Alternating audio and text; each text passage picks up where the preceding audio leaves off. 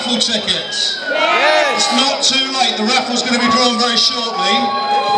And before the raffle is drawn, I'd like to introduce you to Mark Cooner, who's going to introduce some comedy for this evening. So please welcome Mark Cooner.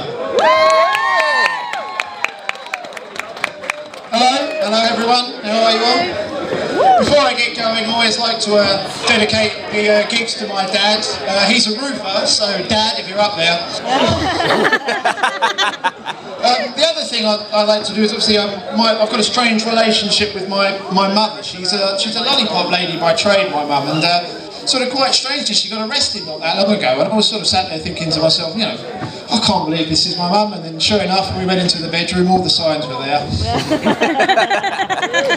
So, you know, it's actually quite strange. I mean, I'm sort of looking out, because I mean, when they first said, could you do it? I mean, I was stuck, because obviously I can't really go around this room sort of saying, oh, excuse me, what do you do? What do you do? I already know. You've already defeated half the object for me. So, I mean, because of course we all know we all work for the world's greatest company, don't we?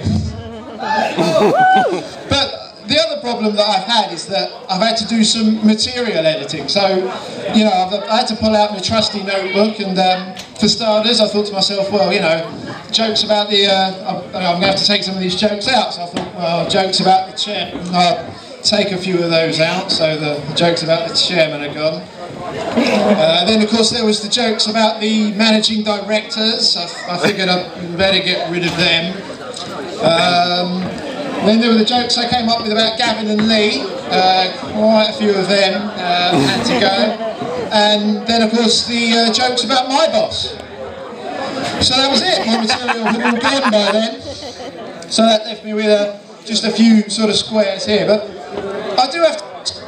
does anyone here work in accounting? Yeah. Come on, Chris, I'm looking at you now. Because how many of you saw this story about Andrew Lloyd Webber? Did you hear about this? Andrew Lloyd Webber is £90 million in debt. I'm not going to lie to you there, I went into a Vodafone store the other day. I can't even get a £25 a month contract, let alone go £90 million in debt. I mean, where do you think they set the limit? You know, they sit there sort of saying like, oh, you know, how much should we give Andrew Lloyd Webber? 2 million? 10 million? 15 million? 25 million? 30? No, I tell you what, when he hits 90 million, that's when he's taking the mickey. That's when we're going to step in and say, right, Andrew Lloyd, you've spent far too much money now. You're going to have to reel it in. You're going to have to sell a couple of bits. And it, you know, it's terrible, really. Poor old Andrew Lloyd Webber. I mean, how could you even do that? The other thing that always got me about accountants is I would have loved to have been the accountant at the Olympic Games Committee. Could you imagine when you came up with that budget and it came to £2 billion? It must have already been a pretty daunting task to go and tell Lord Coe, oh, it's going to cost £2 billion. And you think to yourself, oh my God, that's not good, I don't like that, £2 billion, that's a lot of money. But then imagine that day trip to work when he'd realised he'd actually got it wrong by £7 billion. Just imagine how he would have felt. I mean, when I've been going into work and I've made mistakes at, you know, other companies I've worked at, by the way, when I've gone in and made that mistake, I mean, you feel dreadful. I mean, what was this guy going to do? Like, Lord Coe, I've made a couple of mistakes where I thought there was a decimal point. There's actually a comma. So it turns out that this is actually going to cost us £9 billion. Oh, so you've not missed it by sort of 5, 10 million. I could have swung that. But 9 billion you've missed it by. Yep, £9 billion. Jesus, it's terrible, isn't it? Absolutely terrible. Now, a lot of you here I've noticed, because this place is in the absolute middle of nowhere, alright? So, how many of you here remember what it's like to get a train into work? Any of you? Have a show of hands. How many of you still have to get the train? Or do you all work here? You do, don't you? No, or do you work in Romford, of course, the nice cushy house over there? Yeah, you see. So, you've probably all forgotten what it's like to actually commute on a train. And it's absolutely sort of fantastic, because when you commute on the train, I think you get, without doubt, one of the best things, which is, how many of you ever see this when you commute on the train? Is you know the typical signs of someone who knows they're going to have to run for their train. They do this kind of thing of they look up at the board and act surprised, like the person they're going to have to tell the story of why they're late to is watching them there and then. So they'll sort of do this thing of they'll look up and go, And they'll start pegging it around, sorry I'm going to trip over everything there, and they'll sprint. But the funniest moment for me is when they've sprinted to get to the train, and they've really gone for it, and then right at the last minute, the train's going, they're still running after it, flapping, pressing the buttons. It's fantastic stuff to watch. The other one though, that really gets me is, how many of you have ever seen this kind of half-run, half-walking thing? Now when I say this, I know you're all going to say to me, well that's just jogging, isn't it? No, it's not jogging, it's when the top half of your body is running, but the bottom half of your body is walking.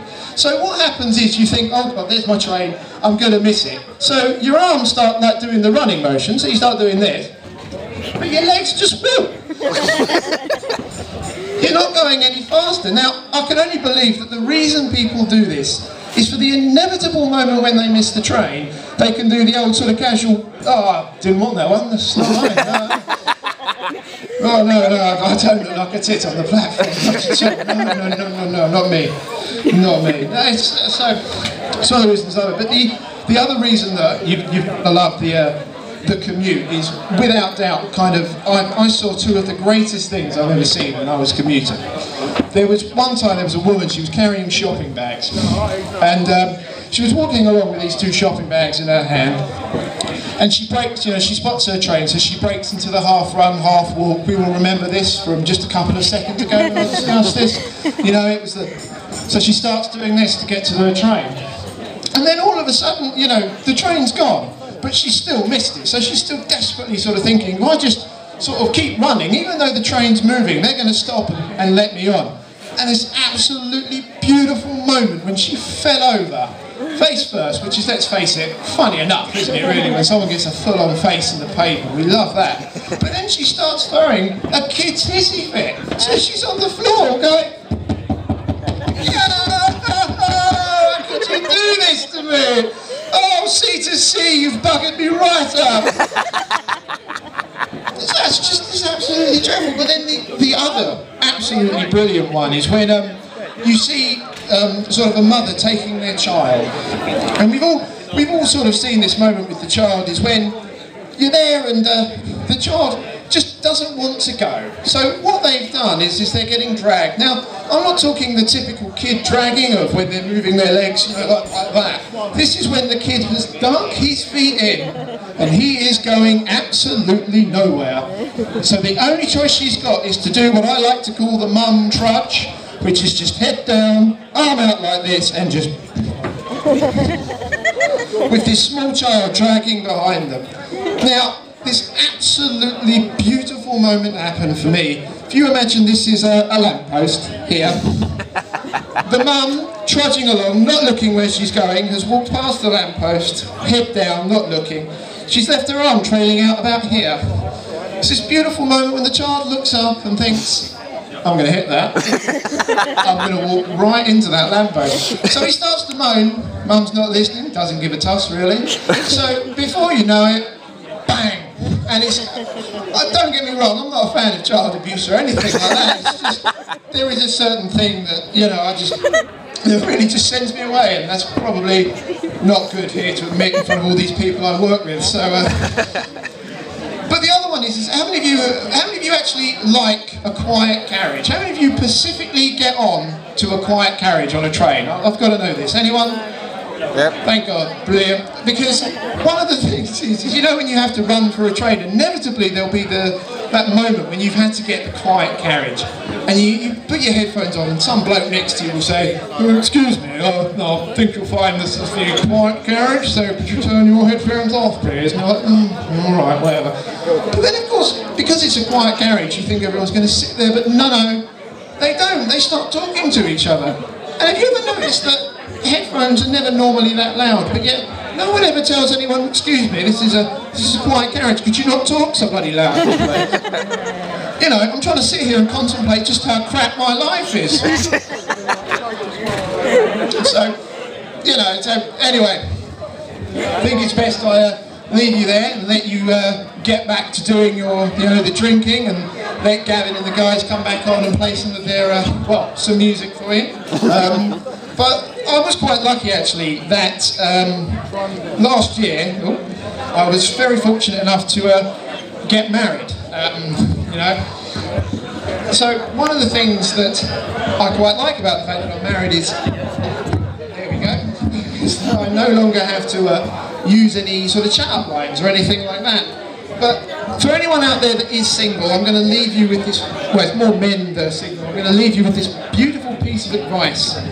Never try and chat up anyone in a bank, because let's face it, they're going to be able to see your bank balance.